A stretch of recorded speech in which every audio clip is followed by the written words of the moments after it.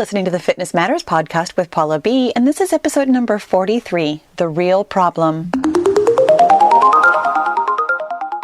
Well, hello, killer bees. How are you today? Do you have a problem? I know that's a weird thing to say, right? But you guys, welcome to the Fitness Matters podcast, where we talk about fitness matters that matter to you. And this one, of course, it matters because you know what? I know that we all have problems. This is something that I have been wanting to talk to you about for quite some time. And I recently had a huge epiphany about our problems that I've been wanting to put into words, and finally sat down with myself and just said, okay, how can I explain this in a way that makes sense? And I want you to know that this podcast may or may not make sense. We are peeling back so many layers of the onion today that I'm a little concerned with all of the different layers and how we might get lost in them, as sometimes happens when we talk about these fitness mindset matters. But let's talk about problems first of all. Let me just start where we're going to start, with problems. You guys, I know you have problems because you tell me your problems, and I want to be super, super, super clear that when we're talking about problems today, that I literally ask you to share your problems with me every single Friday in the Killer Beehive, which is my super private, very interactive and ridiculously supportive Facebook group. That there is a link in the description or the show notes or wherever you're watching or listening. There is a way to join the Killer Beehive, totally free, totally fun, etc. Every single Friday, I host an Ask Me Anything, a Q&A Friday, which, by the way, just randomly, also has its own podcast. So even if you don't like Facebook and don't want to join Facebook, that's totally fine. You can get all of the goodness out of the Q&A Friday by simply searching on whatever podcast platform you're listening to this podcast on. Search for Q&A Friday. There's no spaces between the Q, the plus, and the A. There will be a link in the show notes, the description box, to it does not have a YouTube channel, so I'll link you to SoundCloud, which is where it's hosted, and then you can find it anywhere you want to. Anyway, wow, I'm still on this first point. Every single Friday I host a Q&A where I ask you, I literally, legitimately ask you to tell me your problems so that I can help you solve them. So I'm privy to a lot of your problems. You guys share them with me generously, kindly. And when I answer them, I'm trying to answer them in a way that can actually be helpful to the most people. It's why I host a Q&A Friday, because I know that sometimes you think you have a really specific and personal problem, but it's very, very much like other people's also very specific and personal problems. And therefore, sometimes when I answer one person, it can actually answer a lot of people's questions. But I also want to be just really, really clear that when I am talking about kind of specific problems today, I'm not trying to make an example of you if I happen to read out a problem that you have mentioned to me. I don't mean it in a way that's meant to be like embarrassing or pointing something out about you in any manner. Again, I'm answering this issue, this topic, in a way that I think is going to be really helpful for a lot of people. And it's not about one problem, and it's not about your personal problem. It's really about the problem of problems. And I'm going to explain this better. When you guys tell me you have a problem, there's almost always two layers to it. Every once in a while, you guys will throw me like what I consider a softball, where you're actually asking me a really practical question. You know, like how many calories are in an apple? Like something that has a very factual, simple, honestly, you could probably have Googled it kind of question. And every once in a while, it's really, really, really simple and straightforward. But honestly, like 99.9% of the time, your questions, your problems have both a practical element to them and also a mindset element to them. And sometimes you guys will present me with problems like, here, I am going to read a list of things that I curated from both my YouTube channel and the Killer Beehive. So my problem is that I have a hard time tracking calories. Or my problem is that my husband isn't interested in eating healthy. Or my problem is that I don't like to work out, which is honestly one that I almost never hear.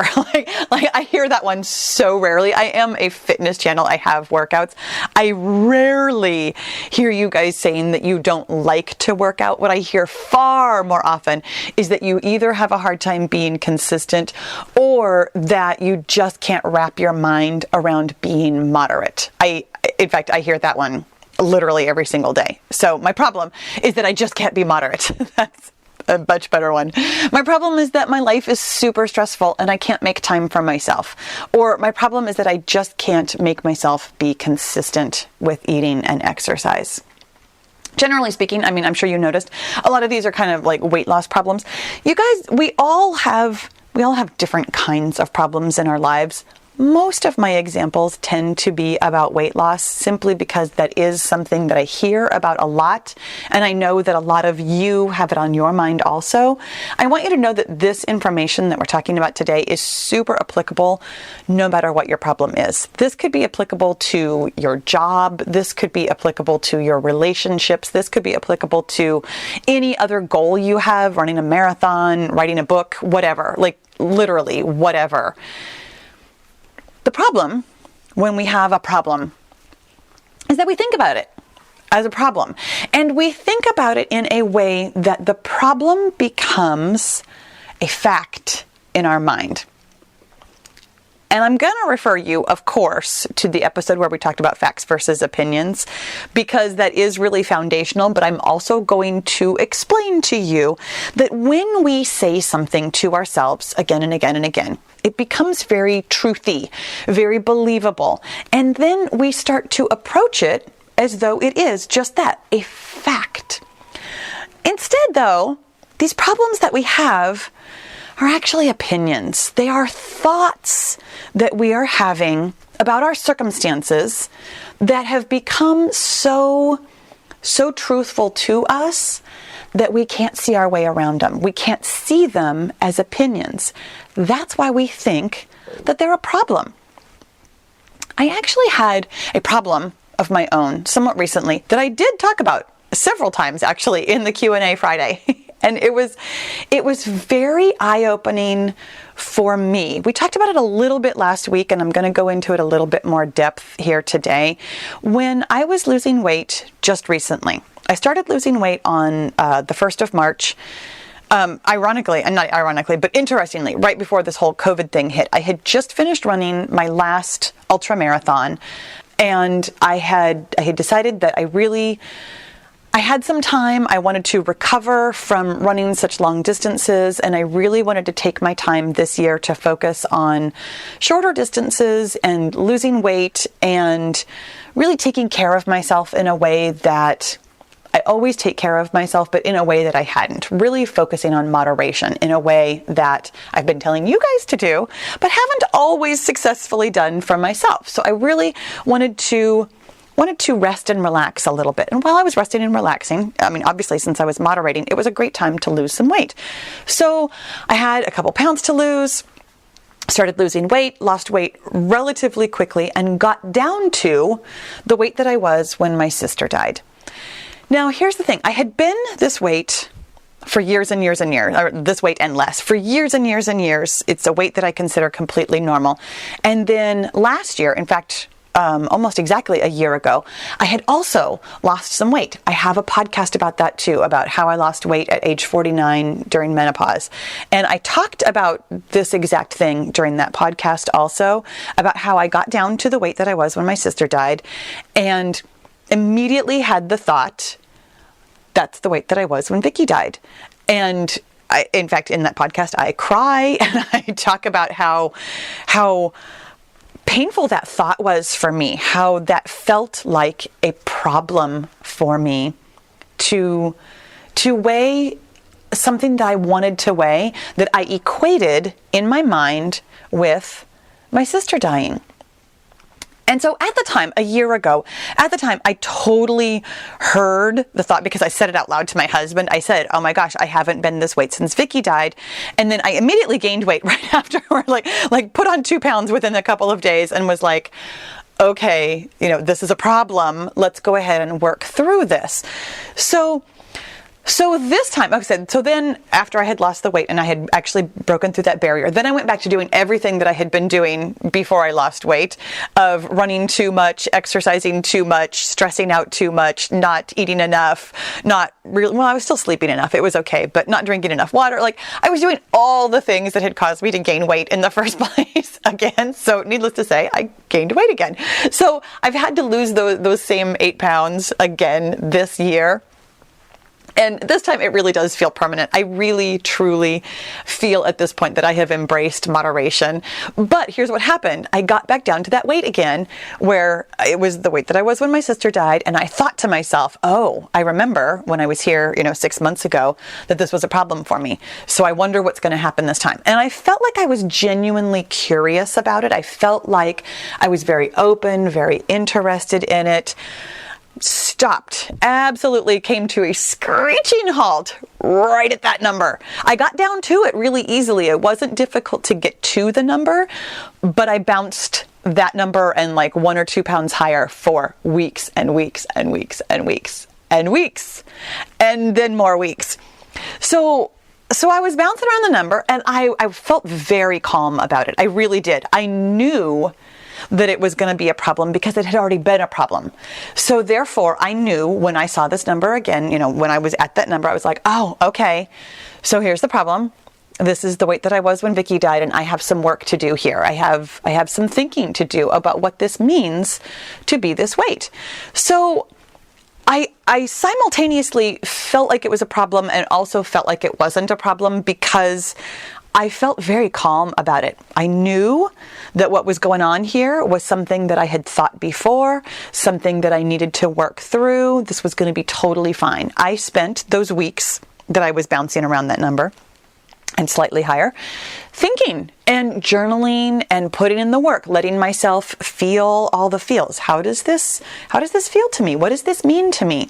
And I'm not going to share with you today because it's not entirely the point, but I could share with you that I have just pages and pages and pages of journal work about what it means to be happy after my sister died, what it means to achieve success without my sister, what it means to me to be thin, to do something that I want to do, to feel satisfied with myself, to feel happy with my life, to feel like I have moved on, and to feel like I have come to a milestone and then broken through the milestone without her, and kind of because of her and kind of in spite of her, like all of the different things.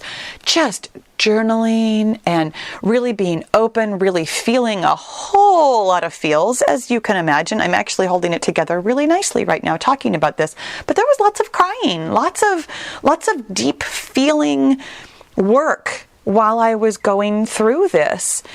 And I felt like I was going through it, and it was really helpful. I felt like I was making progress. I was uncovering all kinds of thoughts I had no idea I was thinking. I felt, again, really calm, really proud of the work that I was putting in, and happy with the progress that I was making on my mindset about weighing what I want to weigh and being successful and all this kind of stuff. And yet the scale didn't move. It was really interesting to me. And that was, again, another layer where I was really fascinated by that. I was like, okay, so I'm putting in the work on this problem, but it's still apparently a problem. So this is very interesting. What is the problem that I'm having that is causing the scale to still not move? So there was that second layer of being really curious about the process of working through the problem. Like, am I actually uncovering all of my thoughts? And I wonder if there's something else that's going on here. So I got really kind of into that second layer of the onion, where I was thinking about the process of solving the problem. And it was fascinating to me. I did lots more journaling. I did lots more thinking, not as much crying. That to me was much more academic. It was very curious. I was paying attention to myself paying attention to myself, if that makes sense. I was observing myself, observing my thoughts and feelings about the thoughts and the feelings that I was having about my sister and my weight and success. I know, we're going deep down in the rabbit hole, you guys. Keep on following me. So then, still wasn't moving the scale, even though I had felt like I was having all kinds of resolution about the problem in my mind, felt like I was curious about how I was solving the problem. And then I had one more thought, the third layer of the onion. What if this problem isn't actually a problem? What if trying to solve the problem actually became the new problem? I'm going to give you a second to think about that. Because what I had done is I had kept myself busy trying to solve this problem of my weight. No matter how many doors I went through, the problem was still my weight. And that wasn't a problem at all. I had had lots of epiphanies. I had had lots of curiosity. I had had lots of resolution. The problem was that I was still trying to solve this problem. And when I realized that, I let it go as a problem. It wasn't a problem at all. And as soon as it wasn't a problem, it literally, physically wasn't a problem. Boom. The next day, got below the weight that I was looking at. Boom.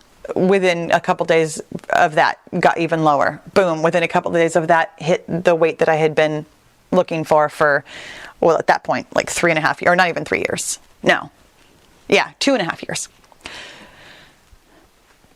What if your real problem is having a problem? I know that that's going to take a while. So let's go ahead and come back to some practical stuff here. When you tell me something like, my problem is that I have a hard time tracking calories, I want you to actually put in the work there. Why is that a problem? When you say you have a hard time, what do you mean? Like physically, practically, on a very day-to-day, moment-to-moment basis. What do you mean you have a hard time? Because from a truly practical standpoint, it's not difficult. You can Google the food, you can look it up in your app, you can read the label, you can do the math. If you're making a casserole, you add up all of the calories and then you divide it by how many portions you're going to get out of it, and that's how many calories are in your portion. Like, there are very practical ways to answer this question. But even knowing that, sometimes you will still feel as though you have a hard time tracking calories. So I want you to put in the actual work of what you're telling yourself is the problem. Why is that hard? What feels difficult about it? What feels scary to you? Make a list of all the reasons why you feel like it's a problem. Answer them all out. Carry them all to their worst case scenario. What if I'm wrong? What if I don't get results? The real root of almost everything that we think of as a problem comes down to some of our most basic feelings. And here's where I'm actually, if you have the time and the inclination, I'm going to refer you to even more podcasts. This one specifically about facing your fears, but you also might really like the podcast Feelings, because both of them talk about when we have like basically a fear of the unknown, or a something that we think of as a barrier, as a problem. Oftentimes, we're simply holding ourselves back because we are afraid of either the unknown or an unpleasant emotion. In the case of I have a hard time tracking my calories, maybe there's the unpleasant emotion of embarrassment at what you are eating, reluctance to take responsibility for what you're doing in your life. There's a lot of different reasons why tracking your calories might feel hard. Get really honest with yourself about what that is. What is it that you are afraid of? What is it that you are resisting feeling? Embarrassment, shame, fear. There's all kinds of yuckiness that might come up with this. So be okay with that. Digging into your problem does not feel good. I want to be straight up with you here. The reason that we say something like, oh, my problem is this, and then we just leave it at that, is because what's underneath that problem doesn't feel good. It's facing ourselves. It's facing our embarrassment and our old memories and our old thoughts and uncovering things that we think about ourselves. There's a lot of uncovering that needs to be done that feels kind of yucky in the moment, but spoiler alert for if you do happen to go listen to the Facing Your Fears podcast, the only thing at the end of that road is the unpleasant feeling. There's no actual tracking calories police that are going to come and arrest you and put you in front of the firing squad. There's no physical threat to your well-being. It's only ever a feeling that's waiting for you underneath these problems. So step one is to do the uncovering. Do the work. Why is this a problem? Why does this feel like a problem for you? Journal about it. Get real with yourself. Feel the actual feelings, embarrassment, shame, fear, worry, etc. Feel your feelings. But then, and I know I'm kind of skipping ahead, I'm pretending like that part's going to be super easy. I've already told you, in my case, it was several months. In the case of other problems that I have had, I mean, we've talked about this a couple of times. I can't even refer you to a specific podcast. The reason that I came to self-improvement work at all was because I had a problem making money. I had a problem being successful while working for myself.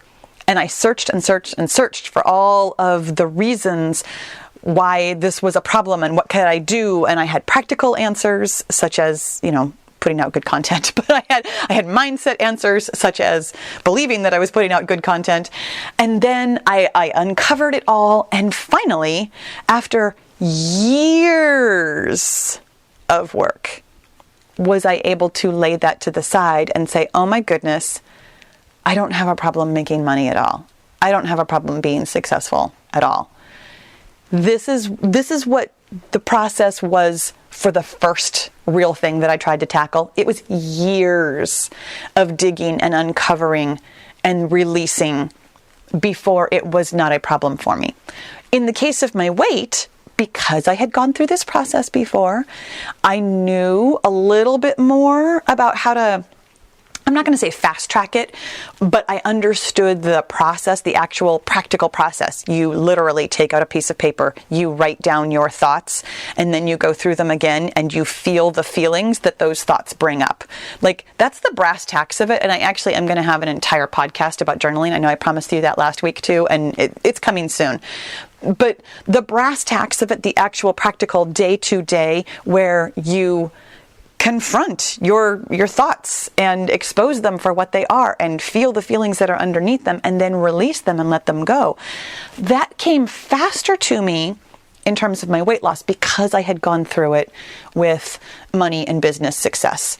With money and business success, it was years. I'm going to say that I have been on that journey for somewhere in the neighborhood of 4 years.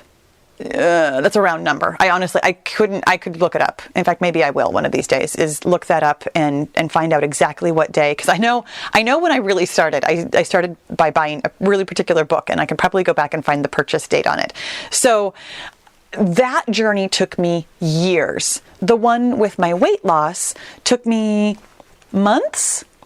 So I mean this very, very nicely. This might take you some time. This is not a fast process. This is a process that's going to take practice. It's going to take willingness to uncover. It's going to take willingness to feel your feelings. But here's the great news. Technically speaking, it's 2 steps. Step 1, uncover the reasons why it is a problem. And then step 2, let go of the idea of having a problem.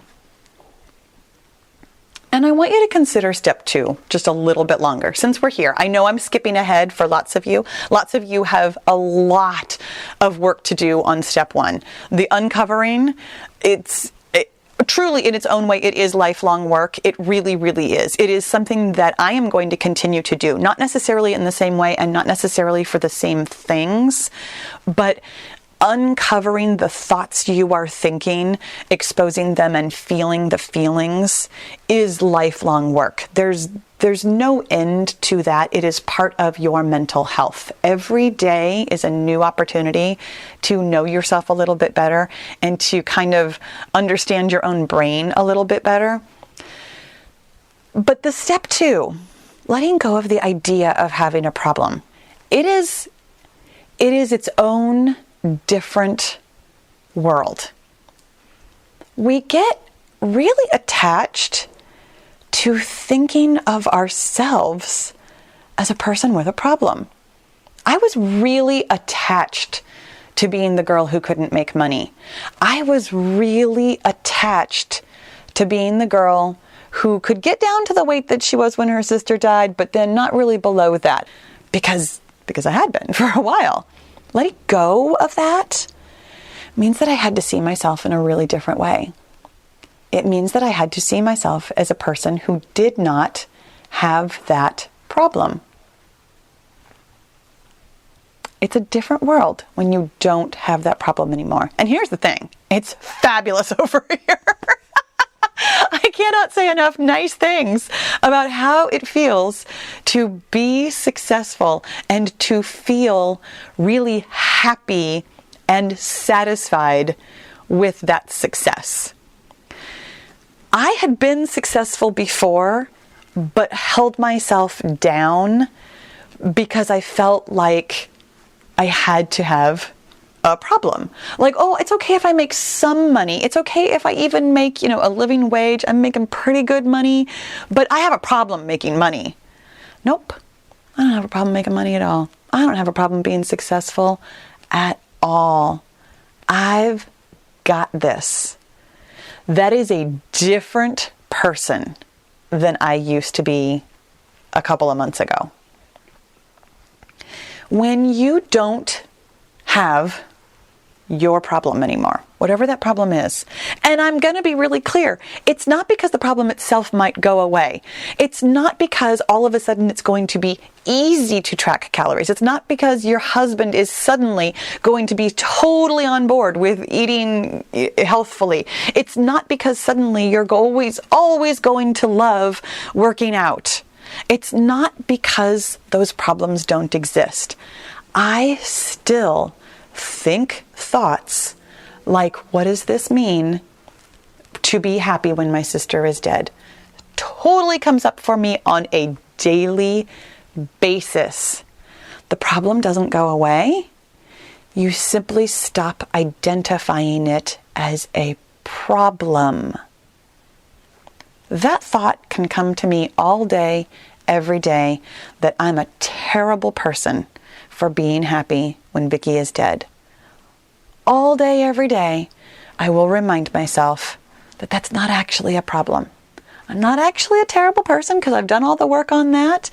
And thinking that thought does not have to stop me from being happy and successful and having what I want. The problem doesn't go away. It stops being a problem. How many layers of the onion was that, you guys? I think it was 3. 3 was what I counted. You might find more. You might, when you start digging into this onion, you might uncover layer after layer after layer of what's a problem and what's not a problem and what you think is a problem and the problems that you have with what you think and what you feel, and then letting go of it all. I'm going to encourage you, though, to get to that step 2, letting go of the idea of having a problem. This is good work, you guys. This is tough stuff, but you're tougher and it's worth it.